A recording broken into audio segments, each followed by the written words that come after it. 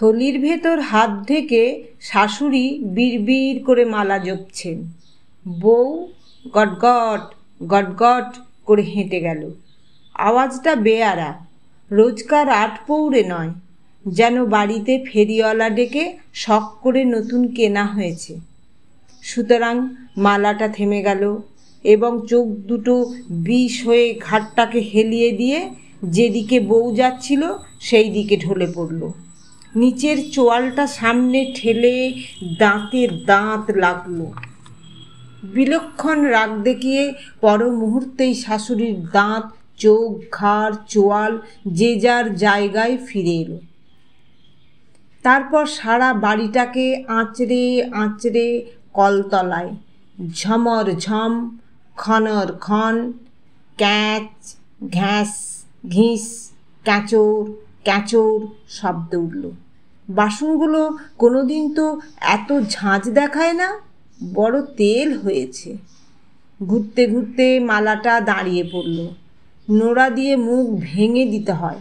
মালাটা একবার ঝাঁকুনি খেয়ে আবার চলতে লাগলো। নাকে অস্ফুট শব্দ করে থলির ভেতর 5টা আঙুল হঠাৎ মালাটার গলা টিপে ধরল। মিনসে আক্কে এলো বলিহারি। কোত্থেকে এক কালো অলক্ষণে পায়ে খুরালা ধিঙ্গি মেয়ে ধরে এনে ছেলেটার গলায় ঝুলিয়ে দিয়ে চলে গেল। কেন, বাংলাদেশে ফর্সা মেয়ে ছিল না? বাপ অবশ্য দিয়েছিল, থুয়েছিল। হ্যাঁ, দিয়েছিল।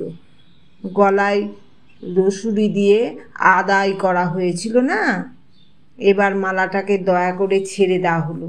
শাশুড়ির মুখ দেখে মনে হচ্ছিল থলির ভেতর হাত ঢুকিয়ে দিয়েই এই সময় কি যেন তিনি লুকোচ্ছিলেন, একটা জিনিস।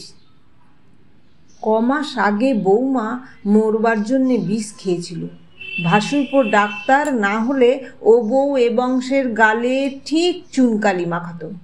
কেন, অসুখ করে মরলে কি হয়? ঢঙ্গি আর বলছে কাকে?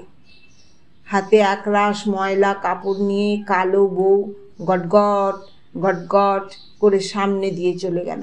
না, আর বাড়তে দেওয়া ঠিক নয়। বৌমা, বলুন। গলার স্বরটা ঠিক কাছা গলায় দেওয়ার মতো নয়, বড্ড ন্যাড়া। হঠাৎ এই দেমাক এলো কোত্থেকে?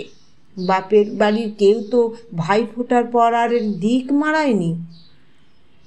বাড়িটা যেন ঝড়ের অপেক্ষায় থমথম করছে। ছোট ছেলে কলেজে, মেজটি সামনের বাড়ির রোয়াকে বসে রাস্তায় মেয়ে দেখছে। ফর্সা ফর্সা মেয়ে, বৌদির মতো ভুসুন্ডি কালো নয়। বালতি ঠনঠনিয়ে বউ যেন মা কালীর মতো রণরঙ্গিনী বেশে কোমরে আঁচল জড়িয়ে চোখে চোখ রেখে শাশুড়ির সামনে দাঁড়ালো। শাশুড়ির কেমন যেন হঠাৎ গা ছমছম করতে লাগলো। তাড়াতাড়ি থলির মধ্যে হাতটা লুকিয়ে ফেলে চোখ নামিয়ে বললেন, আচ্ছা থাক, এখন যাও। বউ মাথা উঁচু করে গটগট গটগট করে চলে গেল। তারপর একা একা পা ছড়িয়ে বসে মোটা চশমায় কাঁথা সেলাই করতে করতে শাশুড়ি এ ফোঁড় ও ফোঁড় হয়ে ভাবতে লাগলেন, বউ হঠাৎ কেন বিগড়ে গেল, তার একটা তদন্ত হওয়া দরকার। তারপর দরজা দেবার পর রাত্রে বড় ছেলের ঘরে আড়ি পেতে এই কথা কানে এলো।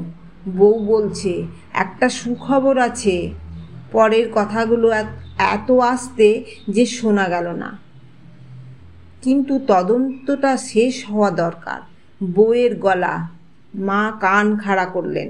বলছে, দেখো, ঠিক আমার মতো কালো হবে। তারপর এক ঠাস করে শব্দ হওয়া উচিত। ও মা! বৌমা বেশ ডগমগ হয়ে বলছে, কি নাম দেব জানো? আফ্রিকা। কালো মানুষেরা কি কাণ্ডই না করছে সেখানে। আমি নাম দেব আফ্রিকা।